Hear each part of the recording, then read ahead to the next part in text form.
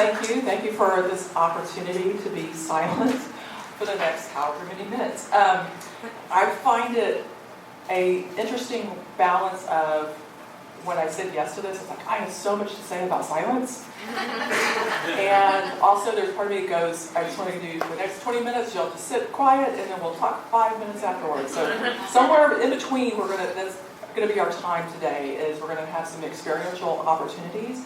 I'm going to share some perspectives of silence and how silence impacts my work and my life.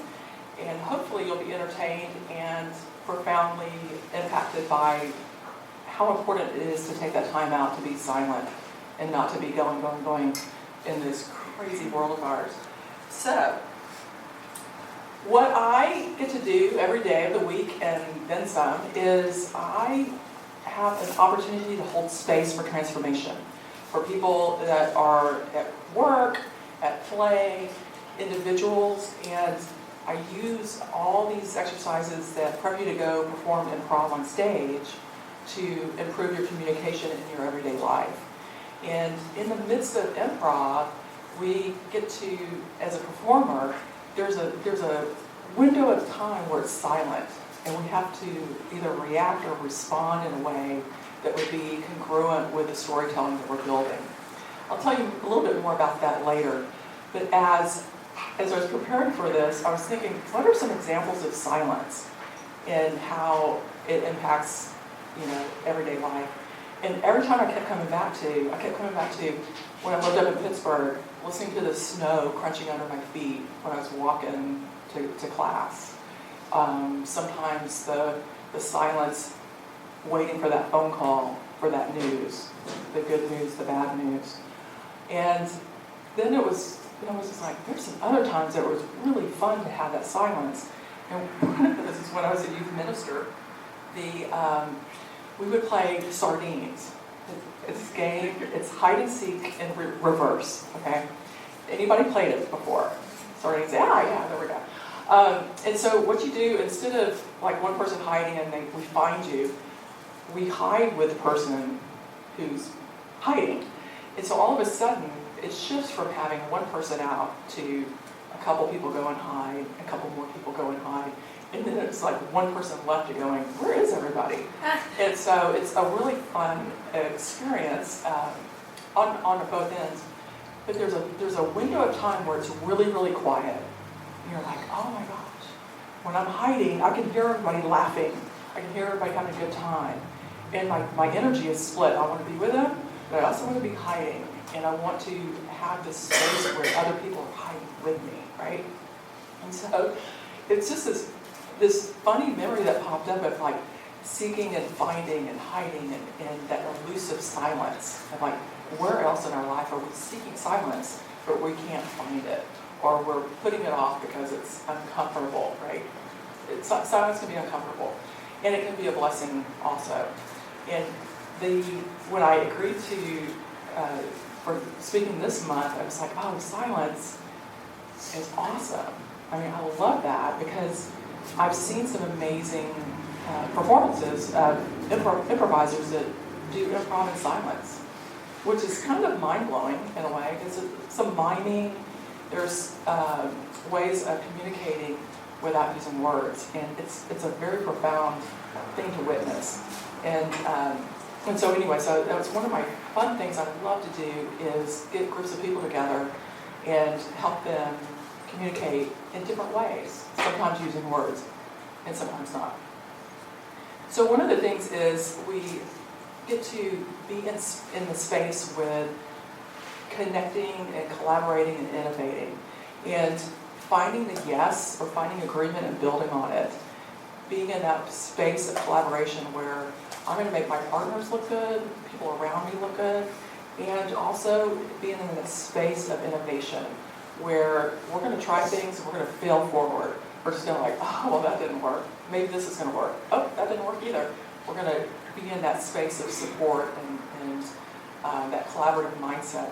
And a lot of times, there's words, but more times than not, it's just this knowing of like, oh, okay, we're going there. We're going to create a story that's never been told before and set up this building of a world that all things are possible when you're performing improv. All things are possible. So suspension of reality, of finances, of childcare, of anything that would weigh us down, we get to create something out of nothing. And it's so important to be in that moment and in that second of listening and like, oh my gosh, we're going there. Cool. And without being quiet and not being in that space, you miss a completely different storyline that could be unfolding before you. And you can see how that would apply to your everyday life as well. And so in the midst of it, with this world building and these ways of creating stories, we can do that with the people we are closely aligned with and love and spend our time with, whether it's at work or at home. And so you get to have an opportunity to take charge of that and take responsibility in a way that is really exciting, and transform those communication ways of communication and transform those communities that you're involved with. So in my work, these are the principles that I really work on, is the connection and collaboration, innovation, and transformation. And mainly, as I go back to holding space for transformation, how can we truly be present with each other in a way that is authentic, connecting at a deep level. And even if it's a really quick exchange, even if it's just like a 5-minute exchange, or a 5-hour exchange, to be there and to be in that space. And so over the last 20 years or so, I've been facilitating groups where we get to jump in, I get to throw out challenges and really help groups move through those challenging spaces in their communication, their lack of, my way or the highway, that mindset, and how we get to go through and like, okay, what's really going to serve the greater good for this organization and for yourself primarily? How is that going to impact? And so it's just really been fun to watch groups and individuals get free and find tools that will help basically just empower them in every day. And so I do group work, but I also do one-on-one coaching. So I do confidence coaching where individuals that might be working on a presentation and or any type of communication opportunity, I want to work some stuff out. It's like get to be in that space to really encourage them to find that authentic message that's going to resonate with their audience. But bottom line, what happens is because we get to create something out of nothing, is that we're basically in a theater world. I call us the badasses of the theater world because there's no script, there's no prompts, there's no nothing. I spent about 4 years going up to Austin to study musical improv. Now, a regular musical, everybody's got the dancing and the songs and all that kind of stuff. We would create the whole thing on the spot, in the moment, and spent every week going up practicing that skill set, practicing, so we'd be ready. So I could look at it, it's like, okay, we're going there. We're going to sing a song about whatever, without saying, oh, by the way, we're going to sing this now, and the chorus is going to be this and this. Just go. And so the great thing about improv, there are two things: it's the confidence and the commitment. So if there's anything you can take away from today is how to be confident and committed in what you're about in your communication to your community and your loved ones. And then there's this guy. I love this guy. When you don't feel confident, which sometimes that's more times than not, just think of this little guy. I don't really condone the smoking part of it, but he's cute.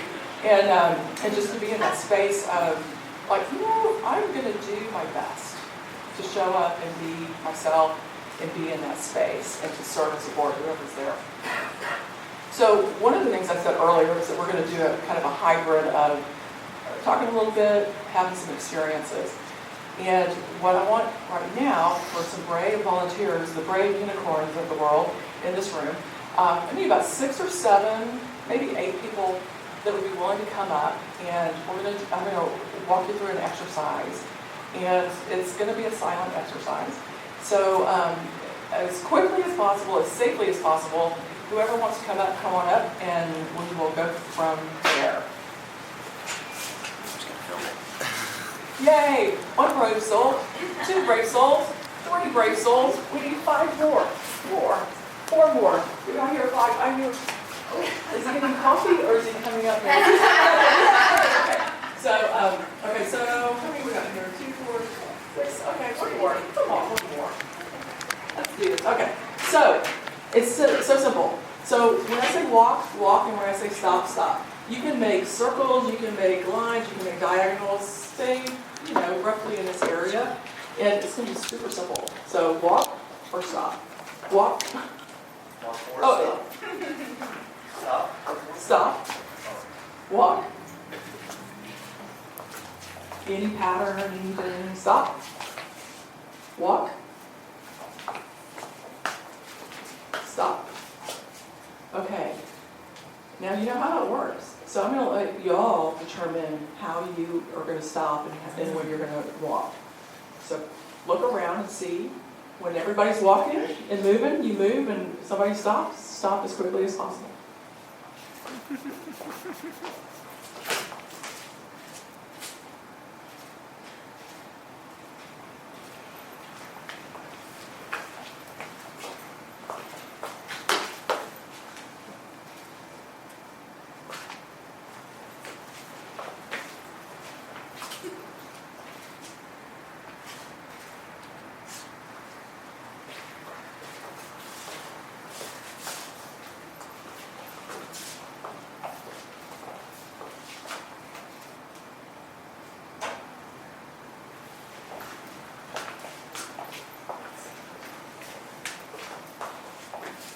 Stop. Thank you so much. Big hand for all of you. Okay. So, some of you observed and some of you participated. Real quickly, those that participated, what did you notice? Just raise your hand and shout out something that you noticed when you were in that experience. There was still auditory communication with like stamping the foot to be like, I'm stopping everybody. Okay. So there was listening involved? Okay. What else? Yes? Constantly watching others. Constantly watching others, yes. Yes? Lost. Getting lost? The feeling of loss, okay. What else? I think some ease in movement. Ease of movement, okay. Yes? Very aware of size relative to other people's size. Okay. Like you don't want to run into people. Okay, personal space, Personal space. Negotiating space, okay. They'd Right. be more comfortable with limited personal space. Okay, here we go. Yes? The gender. Agenda. Oh. Ladies first. Oh, okay, very interesting. Okay. Very cool. Anything else? Okay, thank you very much. Oh, yes. Oh, I was just going to say, it seemed like the longer that we did it, we just kind of started following in kind of a pattern where we could kind of sense. It's like our outer senses started working. So there was this nonverbal sense, this thing that was happening. That is what happens on stage when I'm performing. That's what happens. It can be that fast, or it can be a little bit longer, but it has a breath to it. It has some breathing room to it. Exactly. That's the sweet spot. That's what I call flow. It's like there's just a flow here. That was a nanosecond of sequencing of activities that I do with groups that help people get in that flow, get into a rhythm with themselves primarily, but also with those closely aligned to them physically. So thank you for that. Thank you for your participation in that. Anybody that was observing, 1 or 2 takeaways. What did you notice about the group from the outside? Sometimes it seemed like whoever was the person to stop, people waited for them to walk again. Oh, okay. There's a perspective of leadership, perceived leadership. What else? The stopping came in a wave, because if your back was turned and the person stopped on the far side of the circle, it had to wave to you for you to realize to stop. Okay. So it wasn't immediate, and so it's just like we take in information and you're like, oh, okay, we're going to stop now. Okay. What else? This disparate group in like a couple of minutes had synergy Isn't that amazing? I'm glad somebody noticed that. It never fails. There's a synergy that percolates up within, whether it's 5 minutes, whether it's a longer version of this exercise. So thank you for that input. And so as you take this away, think about the ebb and flow, a natural conversation. Hopefully you're not going to talk all the time.